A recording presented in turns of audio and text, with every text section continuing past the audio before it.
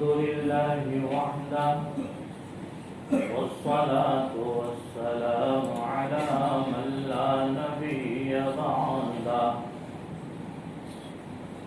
وصلى الله تعالى على خير خلقه محمد وعلى آله وصحبه وبارك وسلم تسليما كثيرا كثيرا. أما بعد فأعوذ بالله من الشيطان الرجيم. بسم الله الرحمن الرحيم. إن الله يحب التوابين ويحب المتطهرين.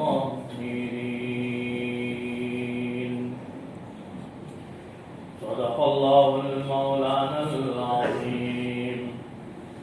وقال النبي صلى الله عليه وسلم الطهور شطر الإيمان أو كما قال عليه الصلاة والتسليم.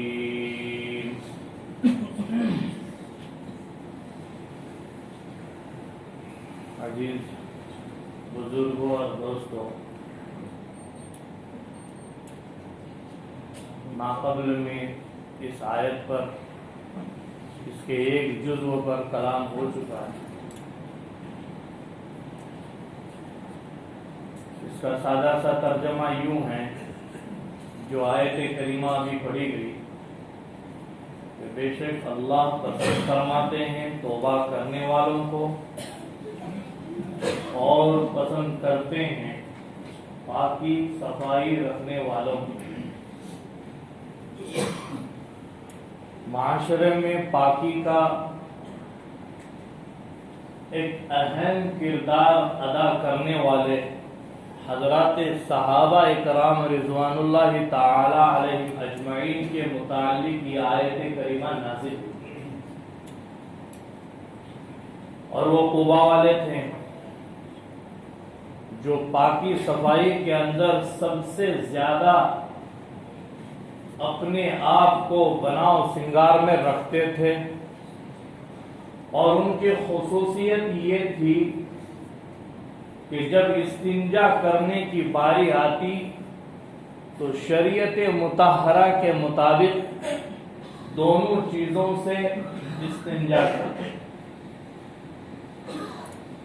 ایک تو ڈھیلے سے صفائی کرتے اور دوسرے یہ کہ پانی سے بھی اس کو اکثر نو دھو لیتے. آیت کریمہ کا نزول ان قبا والوں کے تعلق سے ہیں. ہمیں یہ آیت بتلا رہی ہے کہ اللہ تبارک و تعالی قبا والے جب پاکی صفائی رکھتے تھے تو ان سے محبت کرتے ہیں، اور یہ آیت قیامت تک کے لیے ہے. جب تک دنیا ہے، جب تک قرآن ہے، جب تک قرآن کے اصول و ضوابط ہے، جب تک قرآن کریم ہدایت ہے، یہ قرآن کریم کی آیت اس وقت تک ہم سب کے لیے ثابت ہے. اور جو بھی پاکی صفائی کرنا پسند کرے اللہ اس کو پسند کرے گی. ہم جو ہیں بڑے اپنے آپ کو ظاہر میں پاک و صاف کر لیتے ہیں، لیکن اس کا بھی خیال ہمیں بہت کم رہتا ہے. اور بعض مرتبہ ہمارے نوجوان جو ہیں سفر کے حالت میں ہو یا حضر کی حالت میں ہو، پیشاب کرنے کے اندر جو ہے احتیاط نہیں برتتے ہیں اور اس میں جو ہے غیروں کا طریقہ اختیار کرتے ہیں. نبی کریم صلی اللہ علیہ وسلم کا گزر ہو رہا تھا تو قبروں کے پاس سے، اور دونوں قبروں کو عذاب ہو رہا تھا. ایک بات یہاں یہ سمجھنی چاہیے کہ طہارت دو قسم کی ہے. ایک ہے طہارت ظاہری، ایک ہے طہارت باطنی. جو حدیث مبارکہ میں آپ کے سامنے پیش کرنے جا رہا ہوں، اللہ کے نبی صلی اللہ علیہ وسلم کے پاس، اللہ کے نبی صلی اللہ علیہ وسلم جو قبروں سے گزر رہے ہیں، اور ان قبر والوں کو دو طرح کا عذاب ہو رہا ہے، ایک تو ظاہری طہارت نہ رکھنے کی وجہ سے، اور ایک کو باطنی طہارت نہ رکھنے کی وجہ سے۔ باطن کی صفائی بھی لازم، باطن کی صفائی یہ دلوں کی صفائی کہلاتی ہے، اور دل کا صاف ہونا یہ بھی اللہ کو پسند ہے، اس لیے کہ ہمارا دل جو ہے وہ اللہ کا گھر ہے، بیت اللہ جیسے اللہ کا گھر ہے، کعبۃ اللہ جیسے اللہ کا گھر ہے، یہ مساجد جیسے اللہ کے گھر ہیں، ویسے ہی مومن کا دل، مسلمان کا دل یہ اللہ کا گھر ہے۔ جب وہ صاف ہوگا اس وقت اللہ اور اللہ کی محبت آئے گی، اللہ کی معرفت آئے گی، اللہ کی نورانیت آئے گی۔ ہمارے دلوں میں بڑے زنگ لگ گئے ہیں، اور اس کو صاف کرنے کے لیے کلمہ طیبہ ہے، لا الہ الا اللہ۔ بزرگان دین فرماتے ہیں جو 100 مرتبہ اس کلمے کو پڑھ لے گا اس کا دل صاف ہو جائے گا، اور سیاہی اس کے دلوں سے ختم ہو جائے گی۔ اس کی حقیقت کو ہم نہیں جانتے۔ حضرت موسیٰ علیہ السلام نے جب مانگا ہے کہ باری تعالیٰ کوئی ایسے مجھے تحفے میں چیز دے دیجئے کہ میں تمہیں اطمینان سے یاد کر سکو، اللہ فرماتے ہیں لا الہ الا اللہ کو پڑھو۔ موسیٰ کہنے لگے یا اللہ یہ تو پوری دنیا کہتی ہے، پوری دنیا کہہ رہی ہے۔ موسیٰ یہ پوری دنیا کے لیے ہے، یہ تمہارے لیے ہے، یہ کلمہ نبیوں کے لیے بھی خاص ہے، یہ وہی کلمہ ہے جو نبیوں کے لیے ہے، یہ وہی کلمہ ہے جو اولیاء کے لیے ہے، یہ وہی کلمہ ہے جو متقین کے لیے ہے، یہ وہی کلمہ ہے جو مخلصین لہ الدین کے لیے ہے۔ کسی کے لیے الگ کلمہ نہیں دیا، سب کے لیے یہی کلمہ دیا۔ یہ کلمہ دل کو صاف کرتا ہے، دل کو نورانیت سے بھر دیتا ہے، اور اللہ کی پہچان کراتا ہے۔ شاعر کیا کہہ رہا ہے؟ مولا دل کا زنگ چھوڑا کر دے دل کو آئینہ، جس میں چمکے یہ کلمہ لا الہ الا اللہ۔ ایک مرتبہ سبھی پڑھیں، لا الہ الا اللہ محمد رسول اللہ صلی اللہ علیہ وسلم۔ تو ظاہر کی صفائی بھی لازم ہے، باطن کی صفائی بھی لازم ہے۔ ہم ظاہر میں بڑے صاف ستھرے رہتے ہیں، لیکن اس کے باوجود بعض مرتبہ ہم ایسی جو ہیں پاکیزگی کا احتیاط نہیں کر پاتے کہ جس کی وجہ سے ہمارے امام صاحب کو بھی جو ہے خطا کرنی پڑتی ہے، مشابہت لگتی ہے۔ میں حدیث اور آپ کو بتا دوں، ہم جلدی جلدی میں وضو کر لیتے ہیں، بعض مرتبہ ہم طہارت یعنی غسل حاصل کرتے ہیں تو جلدی جلدی میں کرتے ہیں۔ شریعت مطہرہ کا قانون ہے کہ اگر ایک بال کے برابر بھی اگر کہیں جگہ سوکھی رہ جائے تو آپ کا نہ غسل ہوگا نہ ہمارا وضو ہوگا، بلکہ فقہاء نے یہ قاعدہ بیان کیا ہے کہ اگر آپ کسی عضو کو دھو رہے ہیں اور اس کو 3 مرتبہ دھویا لیکن اس کے باوجود اس میں کوئی جو ہے سوکھا پر نظر آیا ہے تو یہ آپ کا دھونا شمار نہیں ہوگا، آپ اس کو ادسر نو پھر دھو لیں اور یہ دھونا آپ کا 1 مرتبہ شمار ہوگا۔ مجمع میں علماء بھی ہیں، ان سے مسائل پوچھے۔ ہم جلدی جلدی میں وضو کر لیتے ہیں، جلدی جلدی میں غسل کر لیتے ہیں۔ نبی کریم صلی اللہ علیہ وسلم کو اپنے زمانے میں، اپنے امامت کے زمانے میں مشابہت لازم ہو گئی، مشابہت لگتی ہے۔ ابھی رمضان المبارک قریب ہے، ہمارے امام صاحب تراویح میں پڑھیں گے، مانتے ہیں کچھ حفاظ کچے ہوتے ہیں لیکن بعض مرتبہ پکے بھی کچے ہو جاتے ہیں، وہ ہماری طہارت صحیح نہ ہونے کی وجہ سے، ہماری پاکیزگی صحیح نہ ہونے کی وجہ سے، ہماری وضو درست نہ ہونے کی وجہ سے۔ ہمارا غسل درست نہ ہونے کی وجہ سے امام کو مشابہت لگتی ہے. جب آپ صلی اللہ علیہ وسلم اپنی نماز سے فارغ ہوئے ہیں صحابہ اکرام رضوان اللہ تعالی علیہ اجمعین سے کہنے لگے کہ اے میرے صحابہ کان کھول کے سنو کہ تم صحیح سے طہارت نہیں کر پاتے ہو, صحیح سے وضو نہیں کر پاتے ہو, لہذا تمہارے وضو درست نہ ہونے کی وجہ سے, تمہارا غسل صحیح نہ ہونے کی وجہ سے, تمہاری طہارت صحیح نہ ہونے کی وجہ سے مجھے نماز میں مشابہت لگتی ہے. یہ سرکار عالم صلی اللہ علیہ وسلم فرما رہے ہیں. پھر ہماری رکعتیں کتنی ہوئی؟ 4 ہوئی, 3 ہوئی, اس میں مشابہت لگتی ہے. کبھی آیتوں کے پڑھنے میں ہمیں مشابہت لگتی ہے, لہذا ہم طہارت کا خاص اہتمام کریں اور ہمیشہ باوضو رہے. بلکہ میں آپ کو ایک اور حدیث بتاؤں, ہماری وضو ہو جاتی ہے. ایک قول امام ابو حنیفہ رحمۃ اللہ علیہ کے معمولات کے اندر یہ نقل کیا گیا ہے کہ امام ابو حنیفہ رحمۃ اللہ علیہ عشاء کی وضو سے فجر کی وضو پڑھا کرتے تھے. امام ابو حنیفہ رحمۃ اللہ کے معمول پر عمل کرنا کبھی کبھار ہے, لیکن جناب نبی کریم صلی اللہ علیہ وسلم کے حدیث میں آپ کے سامنے پیش کر رہا ہوں. نبی کریم صلی اللہ علیہ وسلم فرماتے ہیں جس نے وضو کیا وضو پر, یعنی اس کا وضو تھا اس کے باوجود وضو کیا, وضو تھا اس کے باوجود وضو کیا, اللہ تبارک و تعالی اس کے لیے 10 نیکیاں لکھتے, کتب لہ 10 حسنات او کما قال علیہ السلام. 10 نیکیاں. آج نیکیاں کمانے کا موقع ہے, آپ وضو کریں نیکیاں کمائیں. نیکیاں تو مل جاتی ہیں لیکن وضو کے ذریعے سے ہمارے گناہ بھی ختم ہو جاتے ہیں.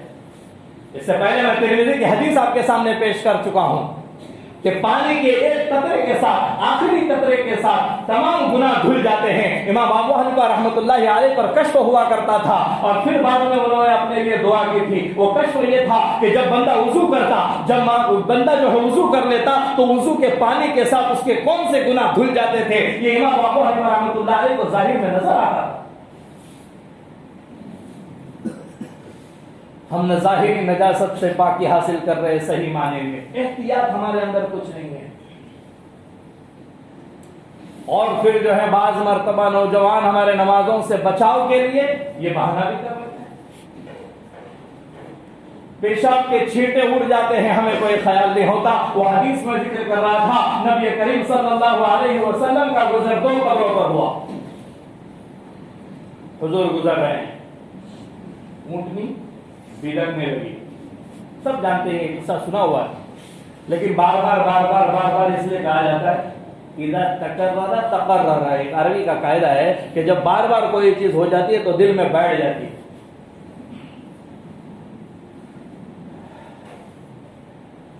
آپ صلی اللہ علیہ وسلم رک گئے, پوچھا کس کی قبر ہے؟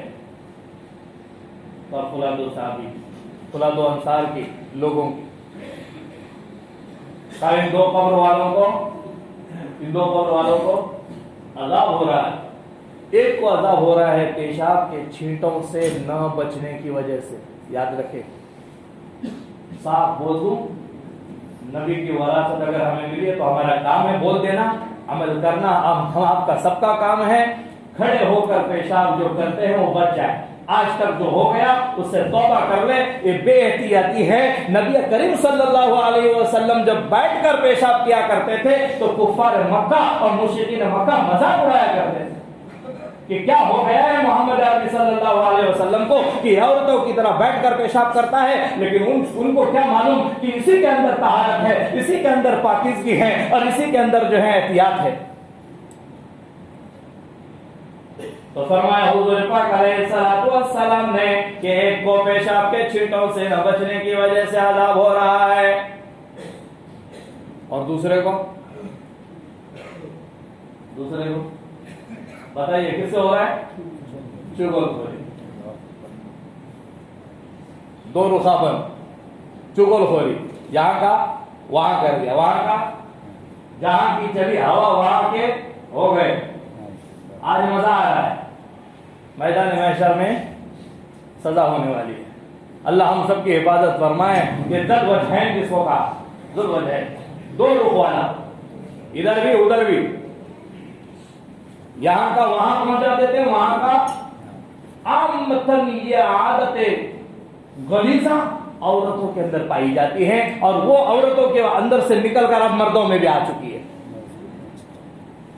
یہاں کا وہاں ہم کر دیتے ہیں. नबी करीम सल्लल्लाहु अलैहि वसल्लम ने फरमाया ला यदखुलुल जन्नत नम्माम, जन्नत में चुगलखोर नहीं दाखिल होगा। सिला रहमी करने वाला जन्नत में जाएगा और रिश्ते नाते तोड़ने वाला जन्नत में नहीं जाएगा। इसी तरीके से वालिदैन का नाफरमान जन्नत में नहीं जाएगा। इसी तरीके से चुगलखोर जन्नत में, ये मैं नहीं कह रहा हूं, हमारे सरकार कह रहे हैं, नबी करीम सल्लल्लाहु अलैहि वसल्लम फरमा रहे हैं कि जन्नत में चुगलखोर नहीं जाएगा।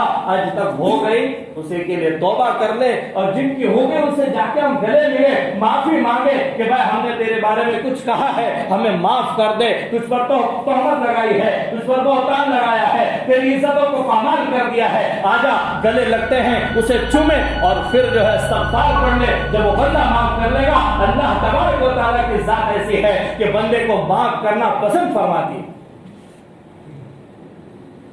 तो ये बातिनी नजासत है जो दिल के अंदर घुसी हुई है और दिल के अंदर पेवस्त हो चुकी है, इसको निकालने की जरूरत है। आज जो है माशरे के अंदर बातिनी नजासतों का जो है वो खुसूसी एहतिमाम किया जा रहा है। जबान से जो है चुगलखोरियां हो रही है, गीबतें हो रही है, जबान से जो है गाली गलौज हो रहा है, ये भी एक गुनाह है। और इससे पाकी सफाई हासिल करने का तरीका ला इलाहा इल्लल्लाह है और इस्तग़फ़ार का कलिमा है। सय्यदुल इस्तग़फ़ार पढ़ने की आदत डालें। मैं आपको ये बतलाऊं कि सहाबा इकराम रिज़वानुल्लाहि तआला अलैहिम अजमईन जो है इनसे बचने का बड़ा एहतिमाम करते थे। रात भर जो है कभी गौर खोज करते कि किसी के बारे में दिन भर हमने कोई गीबत तो नहीं की, किसी के बारे में कोई चुगलखोरी तो नहीं की। और एक बात अजीज और बतलाऊं, जो माशरे का बिगाड़ चल रहा है वो भी इस बातिनी नजासत में ये है कि आज जो है हर तरह के त्योहार में हम शरीक हो रहे हैं। सिर्फ शिर्क नहीं कर रहे बल्कि हम कुफ्र में भी शामिल हो रहे हैं। किसी जगह खड़े रहकर अपनी तस्वीर निकाल लेना, पहली बात तो तस्वीर ये ममनू है। इन्ना अशद्दन्नासि अज़ाबन यौमल क़ियामति अल-मुसव्विरून, क़यामत के दिन सबसे ज्यादा सख्त अजाब अगर किसी को होगा तो फोटो निकालने वाला, फोटोग्राफर को भी होगा, जिसका फोटो निकाला जा रहा है उसे भी होगा। और फिर जो है हमारा ये रवैया होता है कि बाज मर्तबा चलो ठीक है हम हरमैन शरीफन में गए हैं वहां निकाल लेते हैं, वो तो मुक़द्दस जगह है, शराब उसका क्या हुक्म है फुक़हा से पूछ लीजिए। लेकिन ऐसी जगहों पर चले जाना जहां पर जो है हमारी शरीयत इजाजत नहीं देती और फिर वहां पर जाकर उनके फोटोज लेना और स्टेटस पे रखना, ये कोई बड़ा कमाल नहीं है, ये नजासत गलीज़ा है। इसको दिलों से निकालने की जरूरत है। हमारे माशरे के अंदर ये बिगाड़ पैदा हो रहा है। हम जहां पर भी जिसके त्योहार में चले जाते हैं या जहां पर चले जाते हैं हम कोई समझते नहीं है इस बात को, हम समझते हैं क्या होता है क्या होगा। मैं आपको कल की रिपोर्ट देता हूं। कल मुझे ऐसी 2 न्यूज मिली है जिसकी वजह से मेरा दिल थरथरा रहा था। एक तो हमारी कोई नौजवान लड़की ईमान खो बैठी, शायद आपके कानों पर भी रिपोर्ट हो, अल्लाह आलम बिस्सवाब। आज से 3-4 दिन पहले का मामला है। एक कल की रिपोर्ट एक बंदे ने ऐसी दिया, मैंने पूछा फलां साहब आपका ड्राइवर कहाँ है, तो निकल गया और फिर एक जुमला मेरे सामने आया कि वो ये कह रहा था कि मैं इन देवताओं से मोहब्बत करता हूं। किससे मोहब्बत करता हूं? अल्लाह से। नऊज़ु बिल्लाहि मिन ज़ालिक। अल्लाह फरमाते वजतनिबुर रिजसा मिनल औतान वजतनिबु क़ौलल ज़ूर। इन बूतों की गंदगी से भी बचो, झूठी बात से भी बचो। इनकी गंदगी से भी बचो। इनकी गंदगी कब आएगी? जब त्योहार में शरीक हो गए। इनकी गंदगी कब आएगी? जब हमने उन चीजों को खाया, मामूली समझ रखा है हमने, میں واضح بول رہا ہوں، ہمارے اپنے ایمان کو بچانے کے لیے، ایمان کی حفاظت کے لیے اللہ ہم سب کی ایمان کی حفاظت فرمائے۔ ورنہ عزیزوں میں آپ کو بتاؤں ایک قصہ مختصر 1 سے 2 منٹ میں انشاءاللہ بتاتا ہوں۔ آپ نے سنا اس سے پہلے بھی، خالی یاد تازہ کرنے کے لیے، عبداللہ اندلسی رحمۃ اللہ علیہ بہت بڑے اللہ والے تھے، اتنے بڑے اللہ والے کہ جن کے ہاتھ پر جنید بغدادی رحمۃ اللہ علیہ بیعت تھے۔ نام سنا ہے نا جنید بغدادی رحمۃ اللہ علیہ کا؟ بہت بڑے درجے کا عالم تھے، بہت بڑے اللہ والے تھے۔ علامہ شبلی ان کے ہاتھ پہ بیعت تھے۔ عبداللہ اندلسی رحمۃ اللہ علیہ کے دل میں ذرا سی بات آئی، کسی عیسائی عورت کو دیکھا، وہ پسند آ گئی، پسند آ گئی۔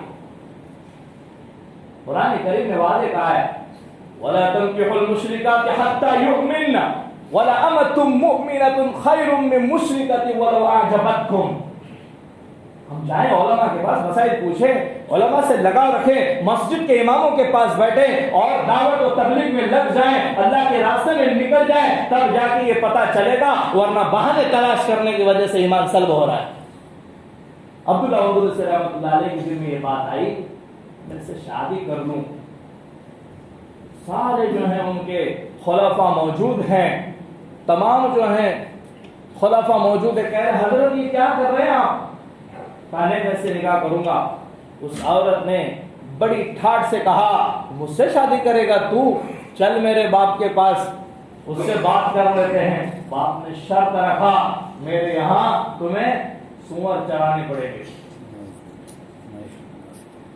اللہ حفاظت فرمائے۔ ہم بکریاں نہیں چراتے جو نبی کی سنت ہے عزیزو، نبی کی ہر نبی کی سنت رہی ہے بکریوں کو چرانا، ہم وہ نہیں چرا پاتے۔ بکری چرانا بولے تو ہم عیب سمجھتے ہیں، نبی پاک علیہ الصلوۃ والسلام بکریاں چرایا کرتے تھے، ہم بکریاں نہیں چرا سکتے۔ یہ جو ہیں غلیظ جانور جس کو نجس العین کہا ہے شریعت مطہرہ نے، عبداللہ اندلسی رحمۃ اللہ علیہ تیار ہو گئے، تمام مریدین لوٹ گئے روتے روتے کہ کیا ہو گیا ہمارے حضرت کو اور کیا کس طرح کا عالم ہو گیا۔ اب بہت یہ عرصہ گزر گیا تو امام جنید بغدادی رحمۃ اللہ علیہ کو خیال ہو گیا اور وہ اپنے رفقا کے ساتھ، ساتھیوں کے ساتھ چلے اور میدان میں جا کر دیکھا تو ایک لکڑی کے سہارے کھڑے ہیں۔ پوچھا حضرت کیا حال ہے؟ کہا ٹھیک ہوں الحمدللہ۔ نہیں کہا، ایک چادر باندھی ہوئی ہے، لنگوٹ کہتے ہیں ہم سے، اور سور چرا رہے۔ تو حضرت کوئی آیت یاد ہے؟ کوئی آیت یاد ہے آپ کو قرآن کریم کی؟ بس ایک ہی آیت یاد ہے، باقی سارا قرآن بھول چکا ہوں۔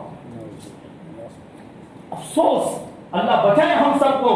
پھر جا کر ان کی توبہ قبول ہوئی۔ یہ ہمارے لیے ہے عبرتناک واقعے ہیں۔ ہم سمجھے جب وہ پائے کہ کسی درجے کے عالم ہیں اور علامہ ہیں اور اللہ والوں کے ساتھ رہنے والے ہیں، امت کے مصلح ہیں، جب وہ سجدوں میں لگے رہتے ہیں تو اللہ اللہ کرنے میں انہیں مزہ آتا ہے۔ ہمارے سجدے تو چند سیکنڈ کے ہوتے ہیں، 1 سیکنڈ نہیں ہوا کہ ہم سجدے سے اٹھ جاتے ہیں۔ ان کی تو راتیں گزری ہیں، ان کے ساتھ یہ عالم ہو سکتا ہے تو ہمارا آپ کا کیا ہوگا؟ فرمایا حضرت نے ایک آیت کون سی؟ وَمَن يُهِنِ اللَّهُ فَمَا لَهُ مِن مضل، کہ جو گمراہ ہو جائے اس کو ہدایت دینے والا کوئی نہیں، بلکہ اس کو تو ذلت ہی مل جاتی ہے۔ آپ کو حدیث یاد ہے؟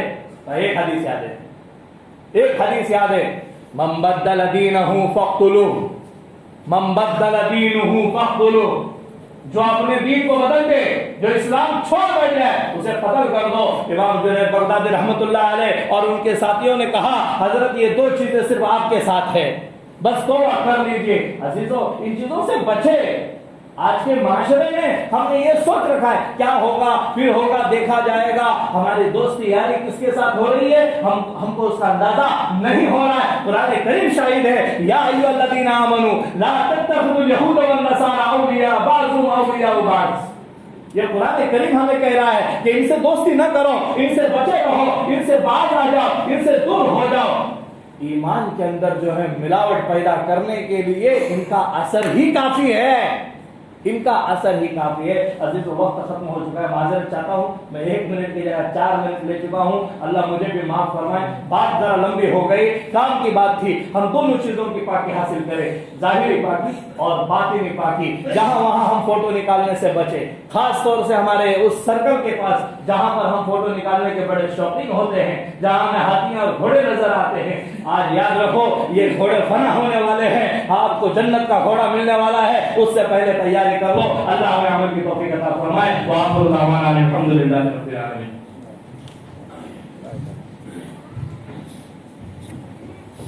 السلام علیکم ورحمۃ اللہ وبرکاتہ. المرحوم عبدالعظیم عبدالقادر ہوڑیکر اور المرحوم عبداللطیف حسین مجگاؤں اور المرحومہ عزیزہ عبدالقادر وسطیٰ, انہوں کے احسان ثواب کے لیے جو ہے جامع